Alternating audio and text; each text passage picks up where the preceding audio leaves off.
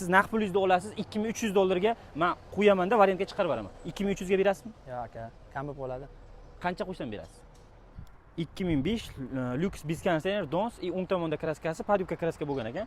Kraskalar yangi sepilgan ekan, chiroyli turibdi. Narxini nima qildik, xudo xolasa? 3,5. 3,5? 4,5 qo'ysa bo'lmaydi. 3,5 mi?